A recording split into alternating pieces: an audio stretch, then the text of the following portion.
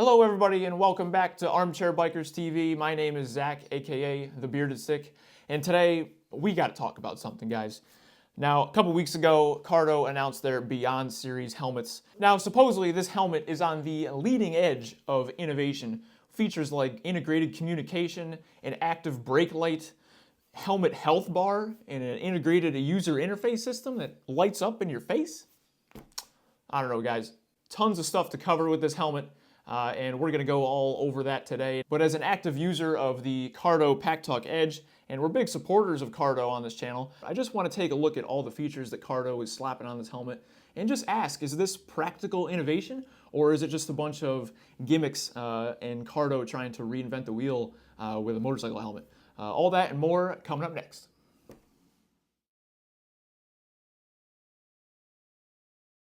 All right, so let's take a look at this bad boy on Cardo's website. And I do want to start out by saying I am currently a user of a Cardo Pack Talk Edge. I'm a pretty big fan of how this unit has performed for me, as well as Boomer Buzz, who is my partner on this channel. And yeah, so big fan of Cardo, excited for what they're doing here, but again, some of the things on here I'm a little skeptical of. But let's take a deep dive and take a look at what this thing is all about. So first off, looking at the helmet, it's a really cool looking helmet. It's nothing too crazy. It's nothing too out of the ordinary. It looks like a pretty regular motorcycle helmet, which I think is a good thing because you don't want it to look like some weird futuristic sci-fi thing. At least I personally wouldn't really want it to look that way. I think having it look relatively plain and discreet is the way to go. I think that's the way to appeal to a wide audience of people. So styling, I think they played it safe here, and I think it is a good looking helmet and nothing that's going to ruffle too many feathers.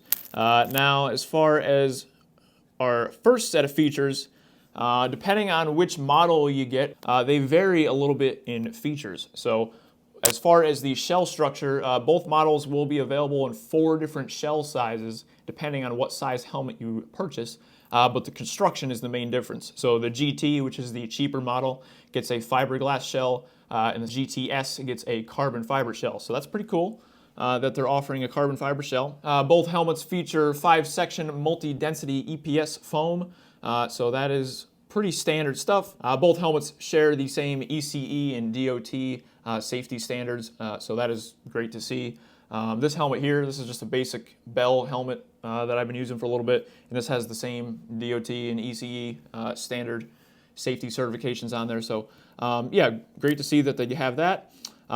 So here's our first feature that I'm seeing on here, active brake light. So this is one of the ones I wanted to talk about. There's a big giant LED bar on the back of the helmet. There's supposedly a tail light that is going to go off when you hit the brakes on the motorcycle. Now I think this is going to work via the internal measurement unit in the helmet that's going to maybe measure G-forces or how your head's moving. And when you go to slow down, it's going to sense that and then activate the tail light. I think that's how this is going to work. This is one of the features that I'm a little skeptical about. I think it might be a little gimmicky. Now, of course, we're not going to know how well it works till we actually get our hands on this helmet, but I'm just not sure if you need a brake light on the back of your helmet.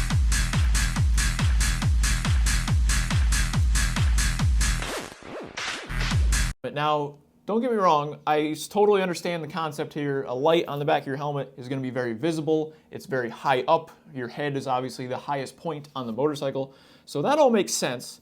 It's just, I'm not sure if it's necessary. If you have proper taillights on your motorcycle, not sure if it's totally necessary. And then also it just depends on how well it works. If it works really well and it is very accurate, if it detects every time you slow down and activates appropriately, I think it's great. But if it doesn't always activate at the right time, or if it just activates when you're really not braking and it just flashes randomly, that could be a problem, and that would sort of lead me to believe that it would be more of a gimmicky feature. But again, those things are going to remain undecided until we actually get hands on the helmet and test it out in the real world. But this is one of the features that I'm a little iffy on.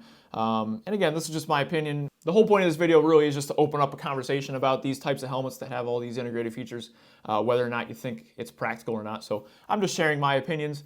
It's just my 2 cents. leave your 2 cents down in the comment section below throughout this video if you agree or disagree with anything that I say. But yeah, active taillight, not too sure on.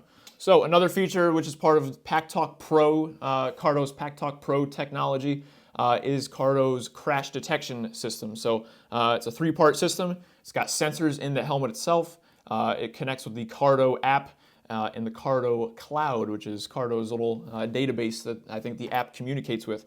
So if you do crash and the helmet detects probably G-forces or a certain type of movement, yeah, it's going to have a crash detection alert system, and I'm assuming it's going to send out an alert to somebody. I don't know. I've fallen and I can't get up. Either first responders, or maybe it's going to send out an alert to the funeral home so you can pre-order your casket. I don't know. I'm not really sure who it's going to contact. I'm assuming and hoping first responders, sort of like an OnStar system that is in most automobiles nowadays. But yeah, so that is cool. It's definitely a neat safety feature. And going along with that is the emergency release cheek pad system, which a lot of helmets do have, but it would make it easier for first responders to pull the tabs on the bottom of the pads and have everything quickly come out so they can safely remove the helmet without it being stuck on your head or without them having to try to unbuckle your helmet. They can just pop the pads out and away it goes. So that is cool to see. And that brings us on to our next feature, which I'm a little skeptical about, which is Cardo's helmet health monitoring system. So it says, never have to second guess when your helmet's time is up. Internal sensors monitor your helmet integrity in real time, ensuring peace of mind on every ride. So this is like a helmet health bar, which again, I understand the concept of this. We've all had helmets and we've dropped them and we sit there and go, oh shoot, I dropped my helmet. You know, was that a hard enough impact to where I'd maybe damaged the foam internally, or do I have to buy a new helmet now because I dropped it too hard? So I understand the concept here, but again, I'm not exactly sure how this system is going to work and if it's going to go off of like the internal measuring unit and measure G-forces, and if you drop your helmet hard enough, it's going to take a couple sections of your health bar off. I'm not exactly sure how this is going to work. Again, something that we're going to have to look into when the helmet actually comes out, but I'm just not sure if something like that is necessary. Not exactly sure how accurate it's going to be. And again, if you drop your helmet on the ground, do we really need a health bar to tell you whether or not the helmet's safe to wear? I don't know. Seems a little silly. I've never desired for that feature in my motorcycle riding career, but you know what? You can check on your helmet's health status and make sure everything's doing good, People are always asking, where is my helmet, not how is my helmet, So check on your helmet. Are you doing okay? You ready for another ride? Too cold outside? Yeah, I know, it is.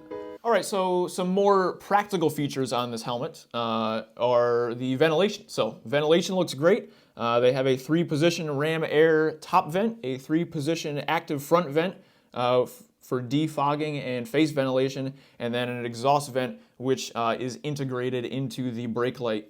Another great feature to see is the integrated sun visor. That's been pretty common on a lot of different helmets, and I think it's great. So that way you don't have to run 2 different shields. You can just flip down your sun visor when it's sunny out and flip it up at nighttime, and you don't have to worry about changing out shields or wearing sunglasses underneath the helmet. I think that's great. And then this helmet is going to be, both helmets are going to have pin lock on them. The GT, which is the cheaper version, is going to have pin lock 120, which I guess is a older generation of the pin lock system. And then the GTS, the more expensive helmet, is going to have pin lock 200, which apparently is the new best in standard, best in class, whatever you want to call it, version of the pin lock anti-fog system. So cool to see, regardless of which one you get, that you're going to have pin lock. I've used pin lock on my Shoei helmet that I used to have, and it worked great. It never fogged. So yeah, awesome to see that.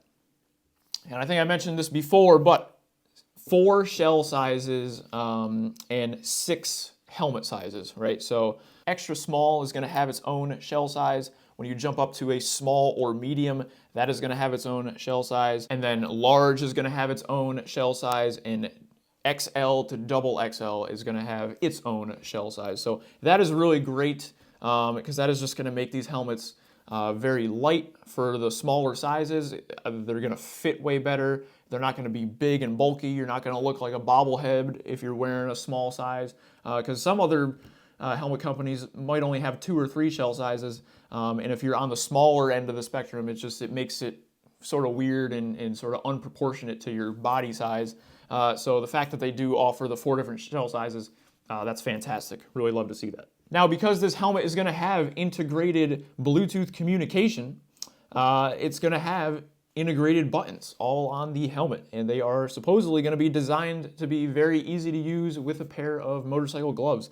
So the buttons are going to be strategically placed on both sides of the helmet to control all the features of the Cardo PackTalk Pro system. And yeah, it's going to have tactile feedback, durable design, and again, what they're claiming to be glove-friendly buttons, which is fantastic to see. On the PackTalk Edge unit that's external on the helmet, I feel like they did a really good design. I feel like they did a really good job with the button design, the roller wheel, and then the 3 buttons that are pretty easy to feel with a glove on. So I have faith that the buttons are going to also be easy to use and easy to find on the helmet. Of course, we're going to have to see when we actually get our hands on one, but yeah.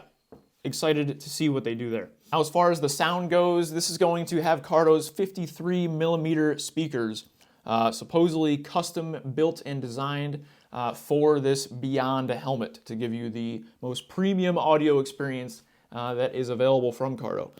So that is interesting, and they even advertise a unique acoustic box, a dedicated audio box, EPS structure, and concert hall comfort padding for a premium sound experience. Now, if they do this right and the helmet is very well insulated and the speakers are nice and close to your ears, I think this is going to sound great. I really have high hopes for this. As far as like the regular Cardo units, like again, the one that I have on this Bell helmet here, the sound quality is pretty good. It just depends on the quality of the helmet. Now, this Bell helmet in particular is kind of loud, especially as the padding kind of wears in and wears out and the helmet fits a little bit looser. You'll start to notice that the sound quality almost seems to get a little worse. And it's not because of the actual Cardo unit itself, it's just because of how the helmet fits on your head and how tightly insulated the speakers are against your ears. So the fact that they custom designed the padding to go around the speakers to give you the best audio experience possible, I think is going to result in better sound quality than the external units, just because of the fit of the helmet, not necessarily because of the quality of the speakers. But either way, we'll have to see how it sounds in real world once we get our hands on it. But again, high hopes for the audio quality as well. I've been happy with the PackTalk Edge. I don't see how I could not be happy with this, but we'll have to see. All right, now this feature is no gimmick, at least I hope not, because I'm really excited. This is probably the feature that I'm most excited for on this helmet, and that is active noise cancellation. So this has the world's first, is what they're claiming, active noise cancellation system for motorcyclists to reduce harmful noise such as wind noise and droning engine noise while still keeping you situationally aware and able to hear other cars, horns, sirens, things like that. So of course, active noise cancellation has been a feature that's been around for a decently long time in earbuds or headphones, but of course never integrated into a motorcycle helmet. And if they do this correctly, I think this is going to be fantastic. Me personally, I have a Yamaha Tenere 700 that has like a mid-height windshield, and although it physically protects you from the wind, it does create actually a lot of wind noise in the helmet just because of how the air flows over the top of your head on that bike. So if the active noise cancellation in this helmet were to take a little bit of the edge off of that wind blast, yeah, that would be awesome and save your hearing, make the ride more comfortable. Really excited, and I really hope that they pull this off correctly, because if this works, I think you're going to see a lot more companies start to do this, because yeah, there's nothing more annoying than droning noise or wind noise on a long ride, and if you can get rid of that with noise cancellation, that would be fantastic, and I think that alone would even make this helmet worth the cost if it worked well enough. So again, we'll have to see, but that I'm really excited for.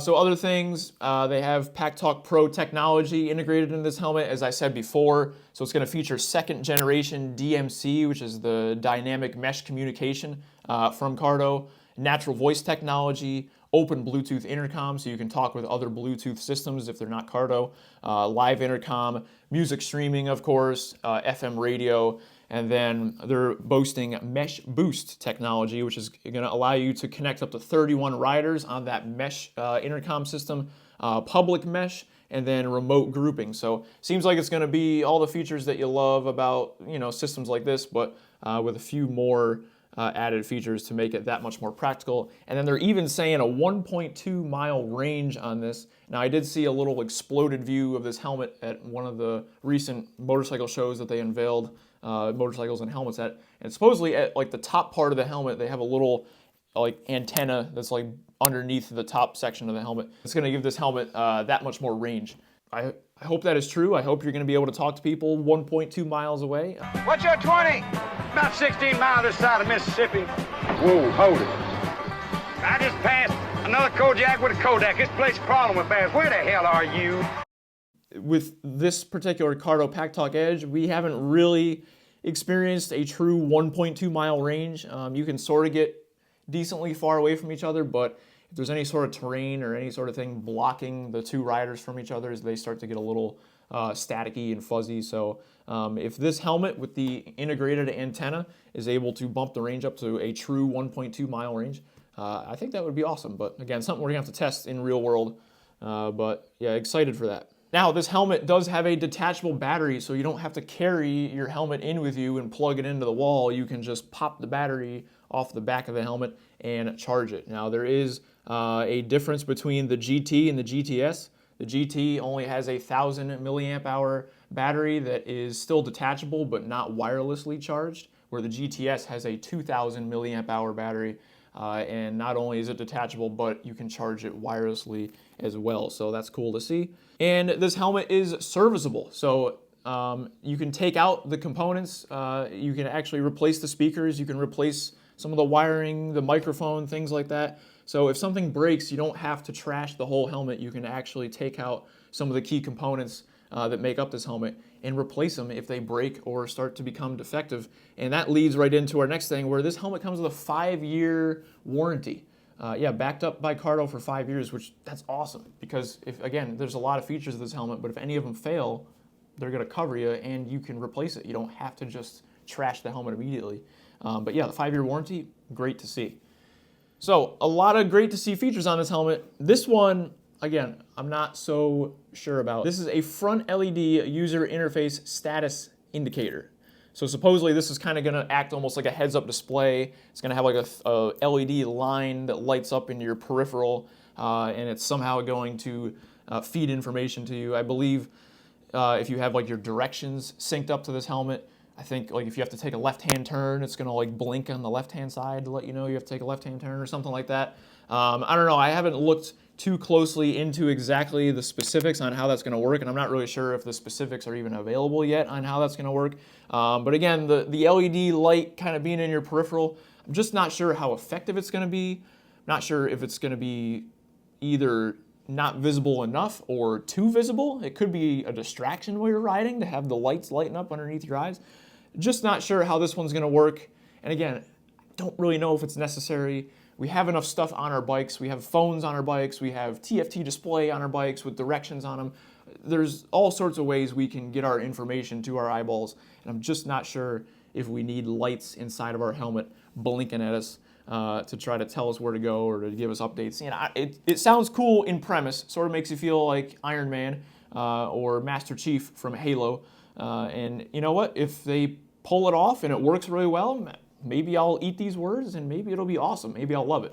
But this is one of those features that I think is a little gimmicky and probably not necessary. But we can't make a final decision until we see it again. I know I keep saying that, but we got to get our hands on one. 2026. 2026 is when these are coming out, supposedly. So yeah, those are really all the main features. Again, 2 different models. Real quick, I'll just go over the differences between the 2 different models. And your main differences are as follows. You have a fiberglass shell instead of a carbon fiber shell on the GT. On the GT, it comes with a reflector instead of the taillight.